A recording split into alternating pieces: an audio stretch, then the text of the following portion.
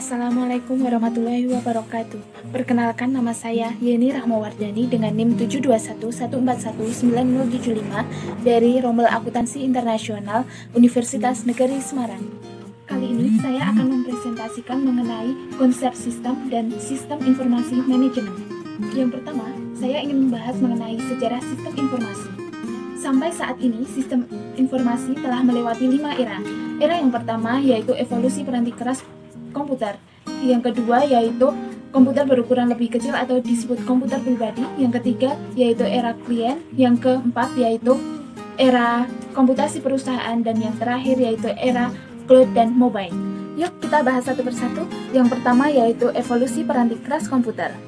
Evolusi peranti keras komputer atau disebut juga dengan era mainframe yang merupakan suatu periode komputasi yang sangat terpusat di bawah kendali dari pemrograman profesional dan operator sistem. Saat itu, komputer bentuknya masih sangat besar, yaitu hampir memenuhi satu ruangan dan memerlukan beberapa teknisi untuk mengoperasikannya.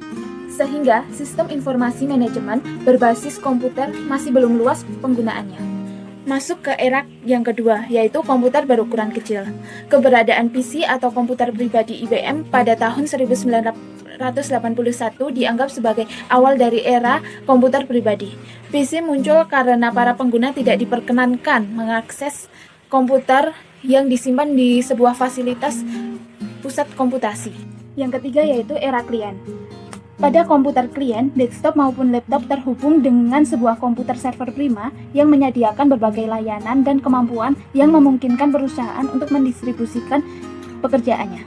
Yang keempat yaitu era komputasi perusahaan. Di era ini, banyak perusahaan yang beralih ke perangkat standar aplikasi dan jaringan yang memungkinkan mereka untuk mengintegrasikan jaringan dan aplikasi yang terpisah di dalam perusahaannya. Dan yang terakhir yaitu era komputasi cloud dan mobile. Pertumbuhan kapasitas bandwidth internet telah mendorong model konfigurasi klien server lebih maju. Nah, di dalam sejarah sistem informasi, kita juga mengenal istilah hukum Moore. Istilah hukum Moore diperkenalkan oleh Gordon Moore yang menyatakan bahwa kerapatan penyimpanan sirkuit terintegrasi dari sebuah chip silikon akan meningkat 2 kali lipat setiap tahunnya. Nah, dari sejarah sistem informasi, kita akan beralih ke pengantar arsitektur komputer. Nah, apa sih arsitektur komputer itu? Arsitektur komputer merupakan gaya konstruksi dan organisasi dari komponen-komponen sistem komputer. Dari arsitektur komputer, kita beralih ke arsitektur komunikasi. Berbeda dengan arsitektur komputer, arsitektur komunikasi merupakan proses di mana seseorang mengomunikasikan proyeknya terhadap pihak luar. Nah, lanjut saya akan menjelaskan mengenai evolusi di bidang komputer. Lalu, apa sih yang dimaksud dengan sistem informasi?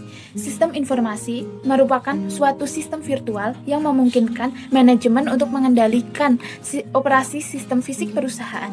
Nah, sistem fisik perusahaan terdiri atas sumber-sumber daya yang berwujud, seperti uang, bahan baku, karyawan, dan mesin. Sedangkan sistem virtual merupakan sumber daya informasi yang mewakili sistem fisik, seperti file induk persediaan yang berbasis komputer.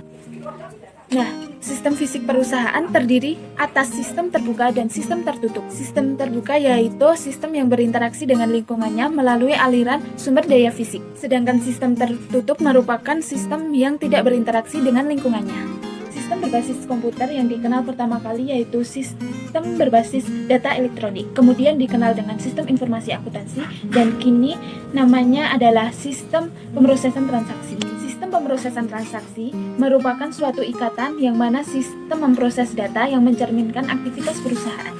Penting untuk kita mengetahui aliran informasi ke lingkungan, karena banyak atau bahkan sebagian besar informasi yang dihasilkan dalam sistem pemrosesan transaksi digunakan oleh orang-orang atau organisasi-organisasi di luar perusahaan.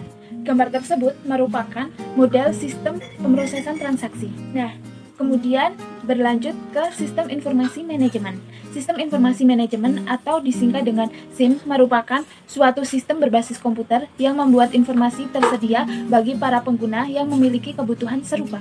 Nah, peranti lunak penghasil informasi sistem informasi manajemen ada 2. Yang pertama yaitu peranti lunak pembuat laporan, yang membuat laporan berkala maupun laporan khusus. Lalu, apa perbedaan laporan khusus dan laporan berkala? Laporan berkala merupakan laporan yang dibuat dalam suatu bahasa program dan disiapkan sesuai dengan jadwal tertentu. Sedangkan laporan khusus adalah laporan yang dibuat sebagai tanggapan atas kebutuhan informasi yang tidak diantisipasi sebelumnya. Yang kedua yaitu model matematis, yang menghasilkan informasi sebagai hasil dari suatu simulasi atas operasi perusahaan. Gambar di samping merupakan model sistem informasi manajemen. Nah, kemudian saya ingin menjelaskan mengenai sistem kantor virtual. Sistem kantor virtual yaitu melakukan aktivitas kantor tanpa tergantung pada satu lokasi fisik tertentu. Hal ini dimaksudkan agar para manajer tidak terbebani oleh tugas-tugas administratif lagi dan waktu yang digunakan jauh lebih efisien. Kemudian ada sistem pendukung pengambilan keputusan. Sistem pendukung pengambilan keputusan yaitu suatu sistem yang membantu seorang manajer atau sekelompok kecil manajer untuk memecahkan satu masalah. Berikut merupakan model sistem pendukung pengambilan keputusan. Nah, yang terakhir ada sistem perencanaan sumber daya perusahaan. Sistem perencanaan sumber daya perusahaan merupakan sistem berbasis komputer yang memungkinkan manajemen seluruh sumber daya perusahaan dalam basis keseluruhan organisasi. Nah, lalu kita akan membahas mengenai siapa sih pengguna sistem informasi. Pengguna sistem informasi adalah seorang manajer. Manajer merupakan seseorang yang memiliki keterampilan untuk memimpin sebuah organisasi. Tingkat manajemen dibagi menjadi 3. Yang pertama yaitu level atas atau disebut dengan tingkat perencanaan strategis. Level 2 atau menengah yang disebut dengan tingkat kendali manajemen. Dan yang ketiga merupakan level bawah atau yang disebut dengan tingkat kendali operasional. Manajer tingkat puncak yaitu manajer yang memiliki otoritas tertinggi dan bertanggung jawab langsung kepada pemilik perusahaan. Keputusan yang dibuat manajer puncak pun akan berdampak kepada keberlangsungan perusahaan tersebut. Sedangkan tugas dari manajer tingkat menengah yaitu bertanggung jawab untuk menjalankan rencana dan memastikan tercapainya tujuan. Sedangkan manajer tingkat bawah bertugas untuk memimpin dan mengawasi kinerja tenaga operasional. Nah, gambar di samping merupakan area bisnis menurut tingkatan manajemen. Nah, lalu apa saja sih fungsi dari manajemen tersebut? Fungsi dari manajemen ada 5. Yang pertama planning, organizing, actuating, controlling, dan leading. Atau yang sering disingkat dengan POAC plus L. Fungsi yang pertama yaitu planning atau perencanaan, yang meliputi pengaturan tujuan dan bagaimana cara perusahaan untuk mencapai tujuan tersebut. Fungsi yang kedua yaitu organizing, yang mana merupakan suatu proses untuk memastikan ketersediaan sumber daya untuk menjalankan rencana dan tujuan yang berhubungan dengan perusahaan. Fungsi yang ketiga yaitu actuating, di mana setiap sumber daya manusia harus bekerja sesuai dengan perannya masing-masing untuk mencapai tujuan dari suatu perusahaan tersebut. Yang keempat merupakan fungsi controlling, yaitu fungsi yang digunakan untuk mengawasi agar pekerjaan sesuai dengan visi, misi, aturan, dan program kerja dari perusahaan. Fungsi terakhir yaitu leading. Leading merupakan fungsi yang digunakan untuk mengarahkan seseorang agar terdorong untuk melakukan pekerjaan sehingga tujuan perusahaan dapat tercapai. Di dalam manajerial terdapat 3 peranan. Yang pertama yaitu peranan interpersonal, di mana seorang manajer berperan sebagai pemberi informasi dan ide. Yang kedua yaitu peranan informasional, di mana seorang manajer berperan sebagai pengelola informasi. Dan yang ketiga yaitu peranan keputusan, di mana seorang manajer berperan sebagai pemecah masalah, pembagi sumber daya, dan perunding. Dalam pemecahan masalah terdapat 4 tahapan. Yang pertama yaitu aktivitas intelijen, yaitu mencari kondisi-kondisi yang membutuhkan solusi di dalam lingkungan. Yang kedua yaitu aktivitas perancangan, yaitu menemukan, mengembangkan, dan menganalisis kemungkinan tindakan.